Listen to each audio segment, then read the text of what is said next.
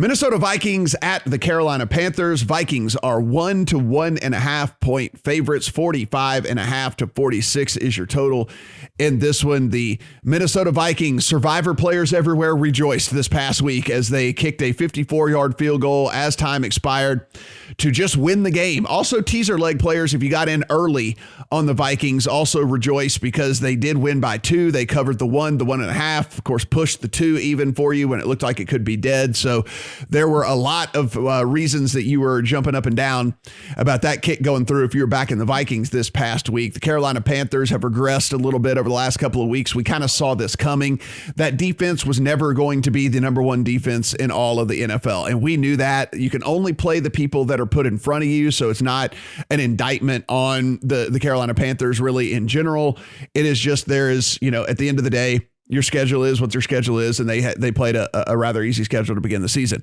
Pro Football Focus, who doesn't have priors really into their rankings, they're just watching every play of every game and then grading out, has now moved this defense down to 14th in the NFL. Now, DVOA still has them up at 2, but again, DVOA right now is still 65% priors. And so this is one of the things that we've got to kind of figure out, with all this, with these rankings and kind of parsing this in between as we're still early on in the season here. Steven, I'll start with you. A very interesting game. I mean, it is, if you want to, I'm a teaser player. I'm staying away from it, but this is a teaserable game with Carolina to get them up to 7.5, to get them through the 3 and the 7. I'm not going to go that direction. Or, Minnesota, do you think that they're better just overall than this Carolina team? And if you do, you're probably just playing the 1. You're laying the 1 with Minnesota on the road. Well, the market certainly thinks Minnesota's better. The Panthers opened as a small favorite in this game, and it's flipped to the other side. So, the market is telling us that they believe that the Vikings are the better team, even on the road here. I agree with you. This is by best practices standards, it does fit the mold, and really the only game in week 6 that fits the mold of the typical teaser leg that you want. You're, like you said, up through the 3 and the 7. You have a low total here, but I'm scared of it. I mean, I'm scared to tease Carolina here. I thought that their offense looked pretty rough. The only way I would consider it is if Christian McCaffrey is definitely back this week. I think he is the one running back in the NFL that matters quite a bit to his offense. It's true, because the way that they go about offense completely changes when he is and isn't out there. But of course, we got the great from Matt Rule, the 50-50 to play this week against the Vikings. Yes, yeah, no, he is 50-50. So great. Thanks for that clarification there, my friend.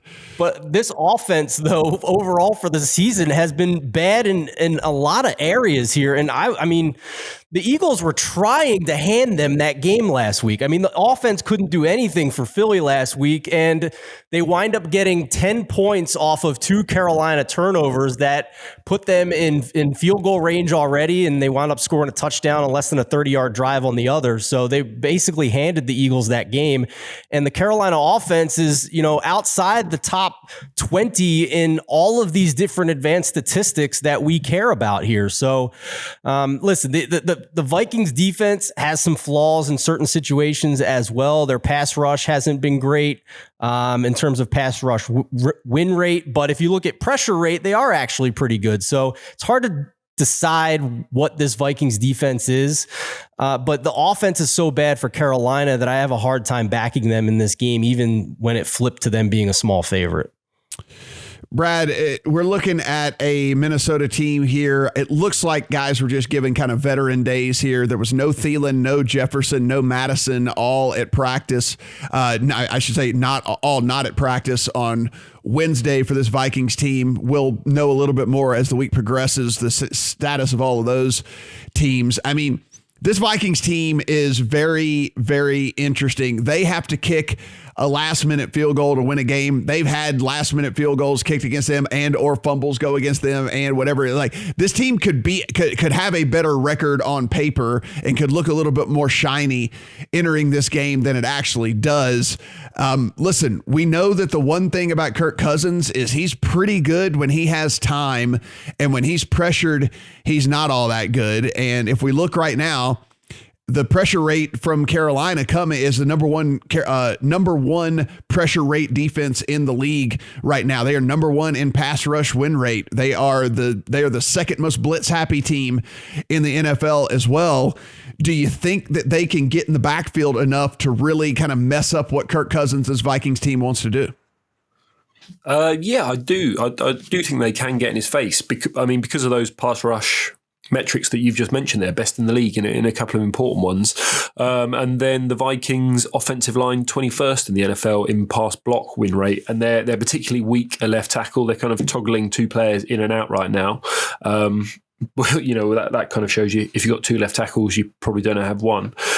So I think they can get in Kirk Cousins' face. And there's a lot of names on this Minnesota offense, Kirk Cousins, Thielen, Jefferson, but they're 27th in early down success rate so far this year. So, the names aren't delivering, whether that's the scheme, whether that is, these problems up front or whatever reason. But that, I don't think it's a slam dunk that they just go up and down the field here. And then the other side of the ball, I think it's kind of a similar story, which is why I ended up on the under in this game. Carolina, 31st in the NFL in pass block win rate. They've been swapping tackles in and out all year long, trying to find something that works.